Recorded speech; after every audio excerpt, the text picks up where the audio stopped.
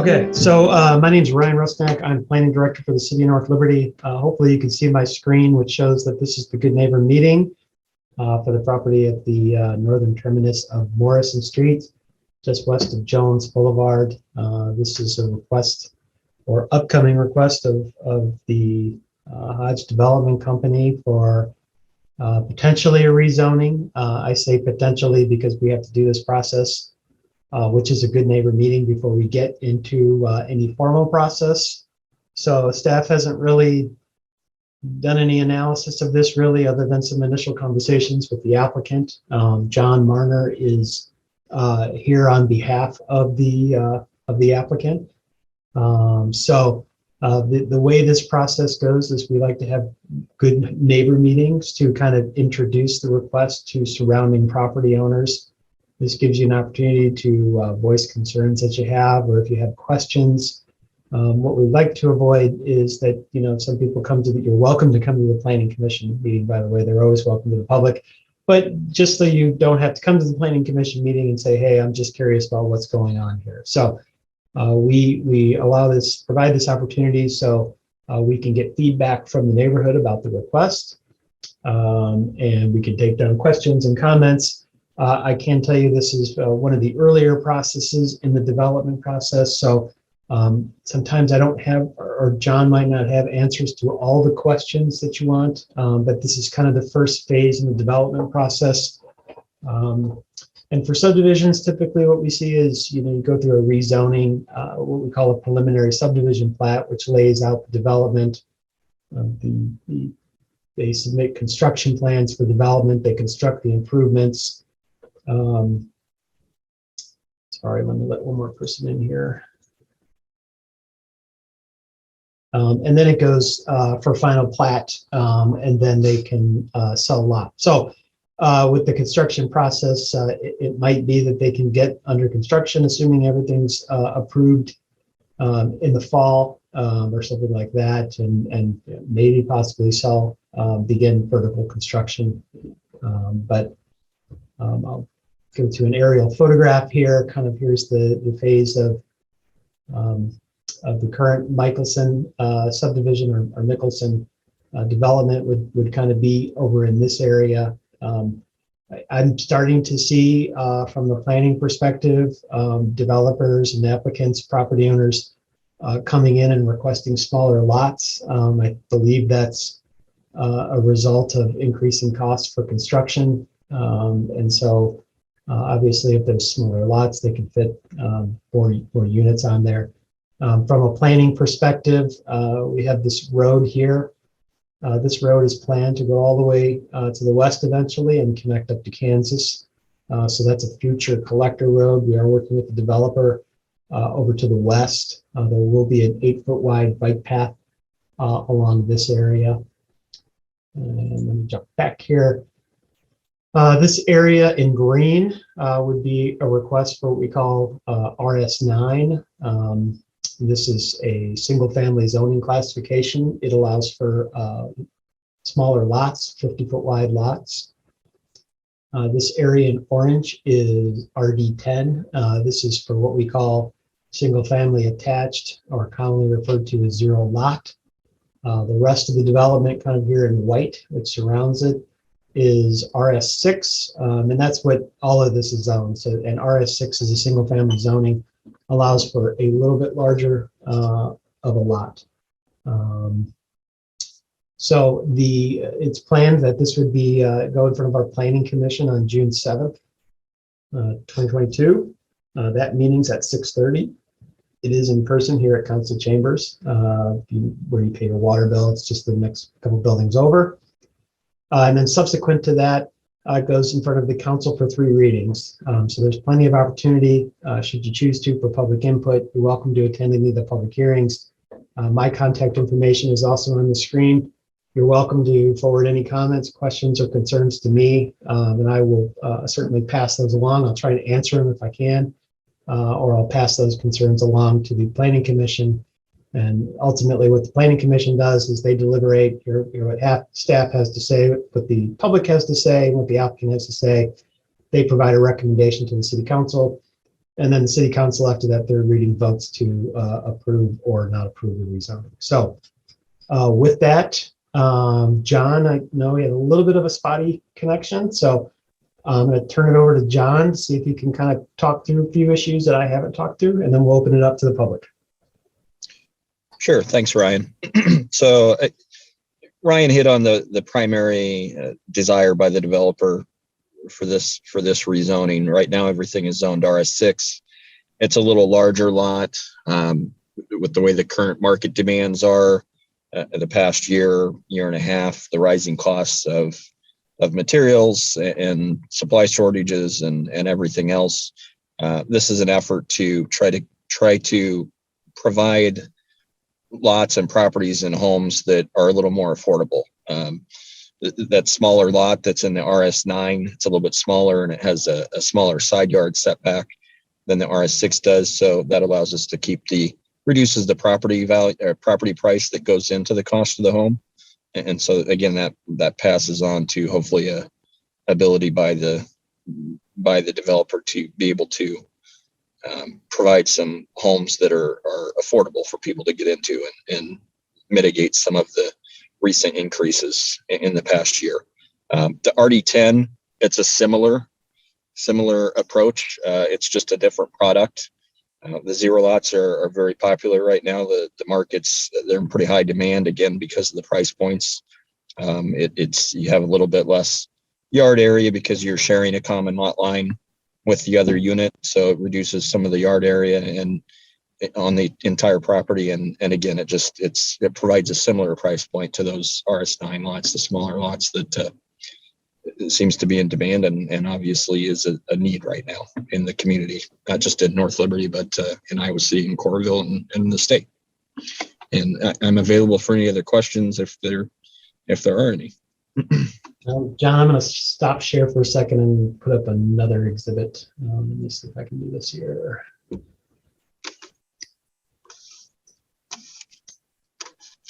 And so this is a concept of how the development, similar showing the RS, here's the road that would eventually go through RS6 single family along that future road. And then the south, I think in our early discussions with the developer, we thought it was important to at least continue the block with the same lot sizes. And we thought this was a break in here to allow for some single families. And then the RD10 would be in this location. So these lots would kind of be divided in half with a home site on each side. So with that, I guess I'm going to open it up to see if anybody has any questions or comments or concerns. Yeah, thanks, Ryan. My name is Chris Pryor. Recently, my wife and I just moved on to Morrison Street, 1390 Morrison Street. I do have some concerns regarding this. And John, I appreciate your candidness and, letting us know, I guess, what the plan is as we move forward through the rezoning process. So we came from a duplex neighborhood, right? So we can just call it what it is, right? Not a zero lot. It's a duplex. It's essentially duplexes or multiplex properties that we're looking at here. So one of my biggest concerns here is that, we moved to this neighborhood because of the lure of the single family home and not the smaller lot of the single family home. Now I understand that probably comes off a little rude, but at the same time, this is the reason why we moved to this neighborhood and a rezoning process. So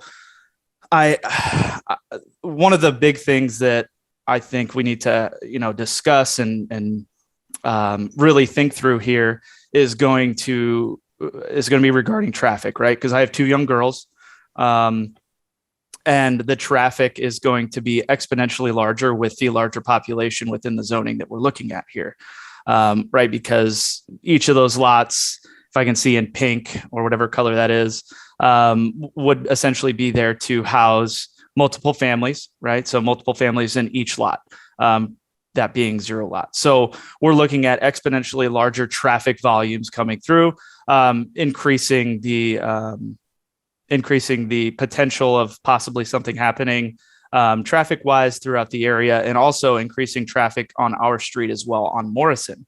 I understand that there is an area to the north that is a potential road that's going to be zoned into that, which would alleviate some of that traffic. But we all know that the traffic will flow both ways, no matter what, depending on which way the residents are going. So that's concern number one. I would really, I really would like to avoid that. And again, concern number one being the traffic. Concern number two is that we moved into this neighborhood, understanding that this would be single family residences with larger lots. And less impact on the community that we're looking at.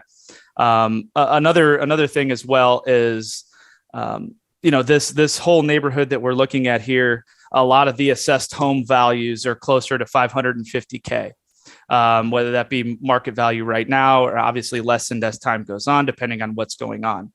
I'm assuming that's going to drive down the value based off of what we were looking at here for our zero lot development.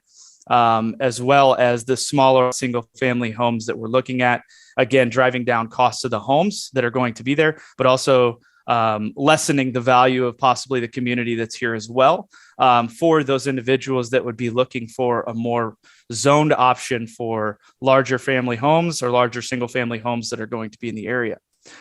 So that's concern number two for me, or concern number three. Another thing as well, right, is zero lot, right? It causes a lot of on-street parking. So a little bit of nuisances there, coming from a zero lot area. We understand that the parking on the street is going to be kind of a problem, understanding that's not going to be affecting Morrison Street necessarily. But that's one of the more nuisance things that I could possibly think of that we really would like to avoid, having just moved to the neighborhood. I'm just going through a couple of more things here before I make sure that I leave some time for some other individuals if they would like to speak up as well. Again, I just want to make sure we're all just trying to understand that. I think, John, I think we understand who you're representing as well. And I don't want to come off as arrogant and rude, but the value of the homes that we've seen around the area, or the quality of the homes we've seen around the area due to who you're representing, just aren't up to par with what I would like to see. Also, which would, drive down the cost of construction that's here. And then also the home value as well as it gets assessed. So I just wanted to make sure my concerns were raised. Again, we moved to this neighborhood with two small children because of the lure of this, the larger lot, single family homes. So I appreciate everybody's time, and I will stop talking now. Thank you. Sure. If I could really quickly, just to clarify, and I'll try and answer a couple of questions, or at least provide some additional information. I'm representing MMS Consultants is working for Hodge Construction. They are the underlying developer behind this. I think there's maybe a different applicant name on it, but it's essentially Hodge Construction or an entity of Hodge Construction. They did the subdivision that you currently live in one of those homes. That would have been their subdivision at the time it was completed, and to the south as well in, I think it's Smigel, second edition. As you go south a little bit on this exhibit, you can start to see some of the zero lots. I think those are zero lots. They're on the corner, kind of on the southeast corner of the property. So they do vertical build. I'm not sure if that's who you're referring to. I have a hunch you may be referring to a different entity. We MMS has no affiliation and are not working on behalf of anybody else other than Hodge in this particular case. The zero lots, I think, would be similar size to the ones that you see just kind of to the south. Again, those are comparable lot sizes. To your question or comment about the on-street parking, that was a consideration. It's one of the reasons why we put it on the east-west street, where there's a limited distance. It's not quite as long of a stretch. It's not going to funnel traffic to those east-west streets, namely Remley, and then I apologize, I think it's Chipman Lane to the south. I'm not 100% certain about that. So most of Morrison would go north-south to one of those two lanes to get out to Jones Boulevard. Yep, that is Chipman. So there is a little bit of an impact. I understand your concern about parking, but it should be isolated to that street, and hopefully that clears up some of that issue. As far as the other lots, I do agree. I mean, I understand the concern about the traffic. Certainly we're sensitive to that as well. Remley Street, as Ryan mentioned, is a collector. So you're correct. People will go where they want to go, south and north, depending on which direction they are trying to head. But the Remley will be most of the traffic for the zero lots and what's listed as the RS9.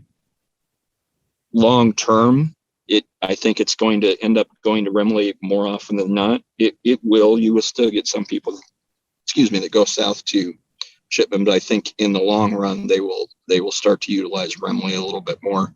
It'll be a cleaner intersection to get out of. And I guess I would just add to that extent, as the lots are built, that Remley would be built across the frontage of those lots. So in order to build out the subdivision, depending on exactly how it would be constructed, and Ryan can correct me on this, but I think before any other lots are opened up to the public, Remley has to be connected through to Morrison. Correct, Ryan? Yes. Yeah. So that even if it was only the RS9 lots, and I believe it's lots 15 and 31 and 32 there along Morrison, those would all have access to Remley right out of the gate. So it wouldn't be a situation where it builds out from the south without ever having Remley constructed, and you would start to see that traffic only funnel through to Chipman Lane.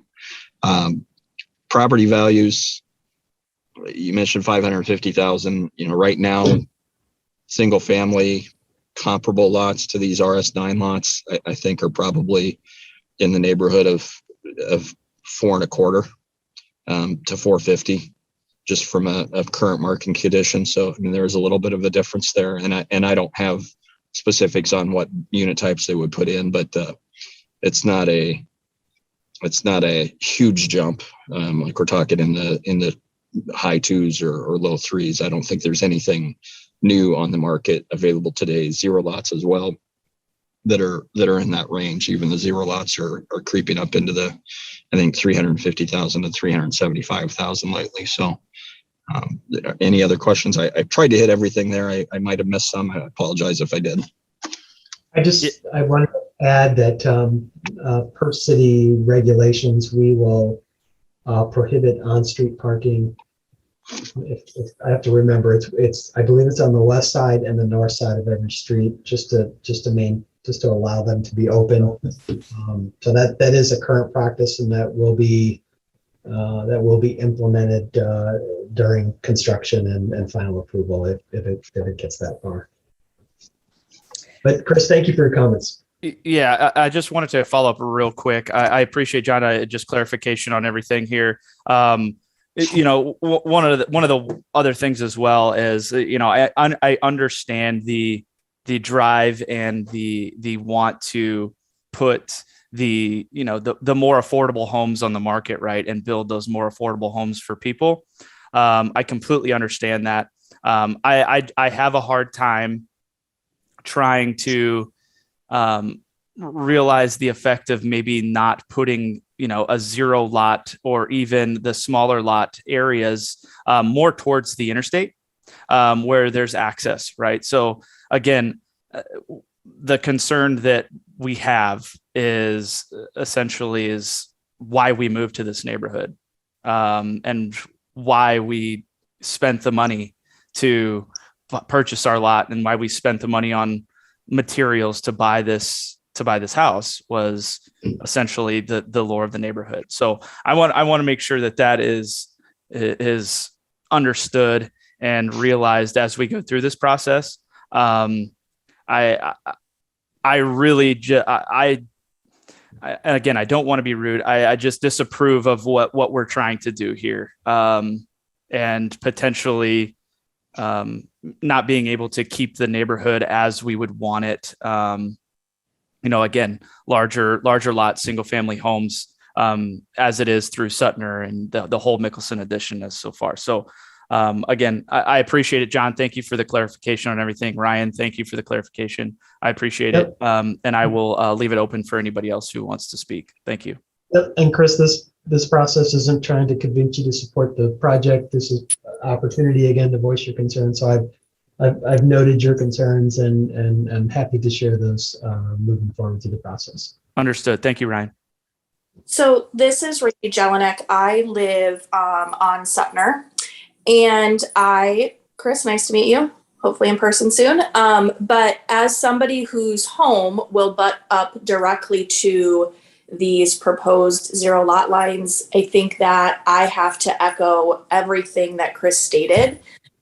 Specifically the piece about the lure to this area, with the plan, I guess at the time, to keep it single family.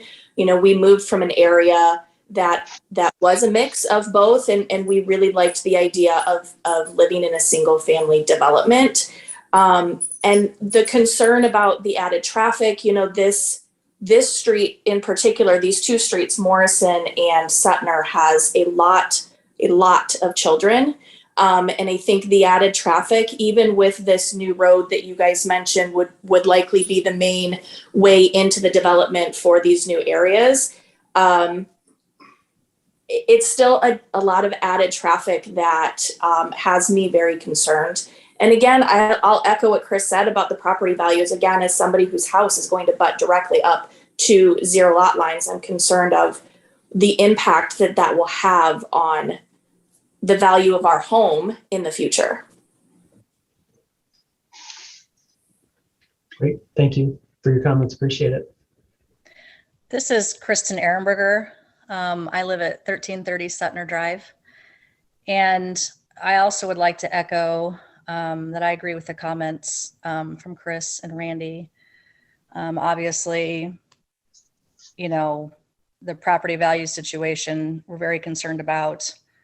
And then also the traffic. So I guess a question I do have, maybe this is more for Ryan. I don't know what process this is decided, but what keeps those units from becoming rental properties?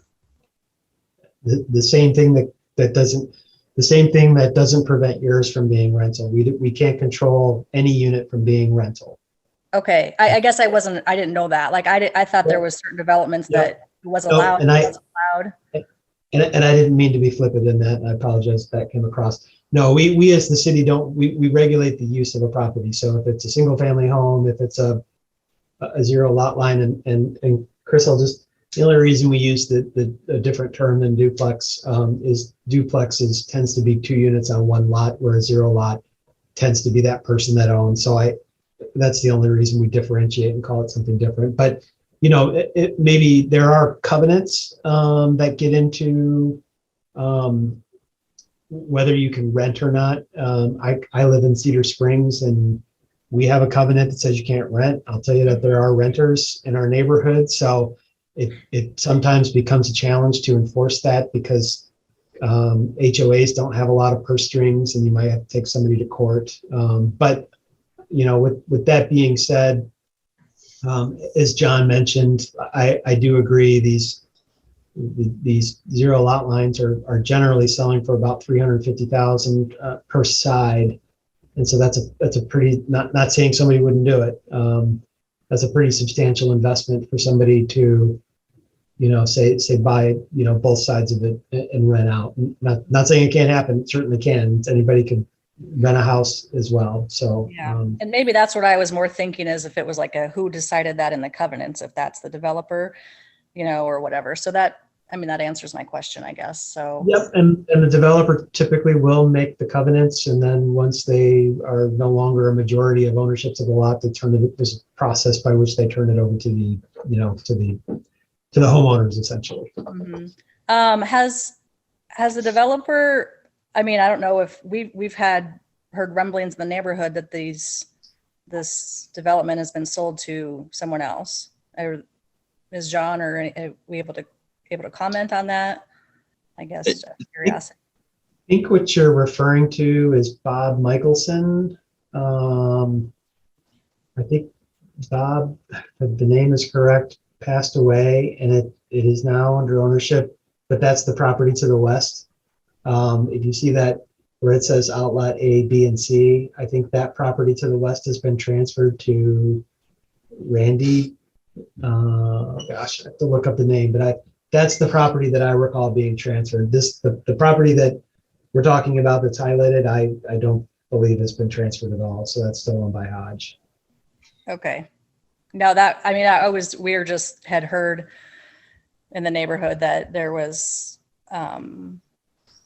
obviously they're not lots yet because it's not all approved, but that the DR Horton had been mentioned, somebody who had been building these houses to the south of us, on Morrison and Chipman, I think. So. And I'll be transparent, I don't know much beyond what has been submitted for an application. So it could very well be that Hodge Construction could go through this and sell it to, but I don't know. It's my understanding that Hodge has been doing what we call the horizontal improvements, meaning the roads and the utilities and things like that, and selling lots to DR Horton for building home sites. But again, I haven't gotten that far into it. Okay. All right. So I guess moving forward, like you said that June 7th obviously is the initial meeting, but you said then after that it goes to the city council. Yeah, so it goes to the planning commission, and the planning commission is a public meeting. Everyone on this, as well as general public, is welcome to attend that meeting. I will certainly summarize what people have said and what their concerns are, and public input is a big part of this process. That's, like I said, why we do this and why we hold so many public meetings. And then, the planning commission kind of takes all this information and deliberates, and they don't make the final decision. They just make a recommendation. Mm-hmm. That goes to the full city council. And then the city council has this deliberation, which they do as well. Usually the public hearings at the first meeting, but all three are public hearings. Okay. But again, you're welcome to join all of those. All of our agendas, planning commission and city council, are posted online. So if you just kind of Google planning commission agenda or city council agenda, it's very easy to find. So for instance, if this was on the normal schedule, this would be June 7th planning commission, and then it would be June 21st city council. That would be the first reading. And then second reading would be July 12th. And then final reading would be July 26th. Okay. But we could write, like, if we wanted, like, if I'm unable to attend the June 7th meeting, I mean, we could send you an email just kind of listing our concerns. Absolutely. Like I said, my email's at the bottom. If you submit something in writing, I will include that in the information packet I send to City Council and Planning Commission. If you object to the request, there is a specific legal requirement that if 20% of the landowners within 200 feet object to the request, it needs a 3/4 majority in front of City Council. So I would ask, if you are going to formally object, please put that in writing. An email would suffice, and say, I object to the request, and here are my concerns. Ryan, I do have a question on that, right? So I don't think I'm within 200 feet. So then I don't get a chance to formally object. Is that correct? That's not correct. So what it just meant, it's a process standpoint. So we take into consideration any public comment. It just, if you're not within that 200 feet, it matters for that legal requirement of being, if 20% of landowners within 200 feet object, then it requires 3/4 majority of City Council to approve it. So your comments will be taken, just, I think, as hold much weight as anyone else in the neighborhood. It just doesn't hold that specific legal requirement that I mentioned. I have a concern about that, right? I mean, like it affects other individuals in the neighborhood. that aren't 200 feet away, right? Like, as I voiced my concerns at 1390 Morrison, right? Like, I'm not within 200 feet, and to be able to, push it to a 3/4 volt, whatever you're talking about, to be able to push that through. Is there a way to formally lobby against that, right? Like, I mean, because it does affect quite a few people here. You'd have to change state law. Okay. All right. Yeah, that's in the state. A lot of what we do is determined by the state, and they have laws by which, they basically provide instructions to how municipalities need to process zoning applications to provide some uniformity in the state. And so that's a state requirement in the state code under city zoning. But I can tell you, I know our council well enough to know that they're not, the only thing they're going to look at the 20% is if I say it's over 20%. And I understand what you're saying, right? It's harder to get 3/4 majority than it is a simple majority. But I know they do hold weight for what everyone says, no matter if you're within 200 feet or you're 400 or 500 feet. Okay. Thank you. So then, can I just ask a follow-up question to that? And maybe I missed this, so I apologize for asking for the clarification. But the 200 feet can you explain that again? Yeah, let me try and bring a map up here. So this isn't exactly, because I drew a lot. So this red box on the inside is what I used to draw the radius. So it doesn't quite correspond to what the request is, but on the south border, it's pretty close. And so I draw a radius around where the request is, and if your property is within 200 feet, so it pretty much picks up all the properties on the north side of Sutner, and then along these properties or most of these properties along Jones, and then along the north here as well as over here. So, and if your property is bifurcated, we take the amount of area that's within that zone to calculate the 20%. Okay. So it includes the houses on Jones then as well? It includes looks like 3/4 of them. Okay. 3/4 of the lot, but yeah, they were notified of this request, and if they objected, then yeah, they would be included as well.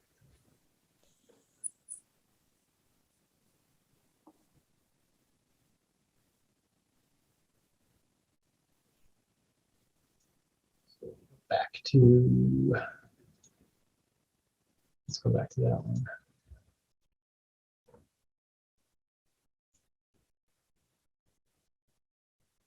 Okay, anybody else have any comments, questions, concerns? And if you commented, and please don't feel like this is your only opportunity to ask me questions. Like I said, my contact, my phone number, my email is down there. If you have questions about this process, I know zoning is not something that everybody deals with every day except for me and probably John. If you have questions about this process, I am happy. That's what I'm here for, to help you understand better, help you through this process, and to help articulate what your concerns are to the developer. So this does, they may move forward on June 7th with this request. They can take this feedback and modify the request. They could say, to heck with it. It's up to them ultimately. But we always like to do this before we get to the public hearings, just to know, is there going to be opposition to the request? Is there concerns? Can they modify the request? So at the end of the day, it's kind of up to them because it's their request. And then we just kind of judge on the application that we receive and how they want to move forward. Ryan, do you have a map of how this was zoned, or how the original zoning was supposed to work for I'm assuming this is the second edition, correct? To Mickelson, or was it all one first edition? They just hadn't developed a piece of it yet. Let's see here. I was just trying to get an identification of what the original plot was supposed to look like. It's while he's looking, I'll jump in real quick. The street configuration is identical. Okay. the only thing that has changed, and those RS6 lots in green along Remley, along the proposed Remley, those are essentially the same lots as are the other RS6 lots along Sutner and on the north side of where Chipman will be extended. The change is essentially just those 0 lots on the, I'll call it the northern east-west street, and then along the east side of Morrison. Okay. And otherwise, the structure is the same. Okay. And I'm assuming that RS6 was established previous to this request to rezone. Correct. That's the Okay. current zone. Okay.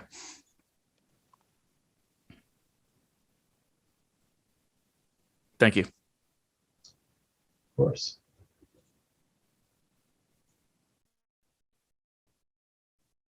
Okay. How about we give it, I think we're wrapping up with comments. I'm willing to hang on here as long as if everybody wants, but it sounds like we're winding down. I'll give one last call if anybody else has any questions, comments, or concerns that we haven't heard yet. Okay. And again, please stop share here. Please feel free to reach out to me. Again, this is what I'm here for. I'm help to answer your questions and forward your concerns if you do. Like I said, all these concerns I've heard, Planning Commission and City Council will know about them. If you want to submit something in writing, email is perfectly fine. Send them to me via email and I will include them in any packet. And with that, I guess I will call this meeting to an end and wish everybody a good evening. And I'm always appreciative of North Liberty. Even though people object, they're extremely polite, very cordial. So thank you. This has been no exception for these groups. So thank you very much for that. I do really appreciate that. Thank you, Ryan. All right, everybody. Yep. Thanks, Ryan. Thank you. Thank you. Have a good night, everybody.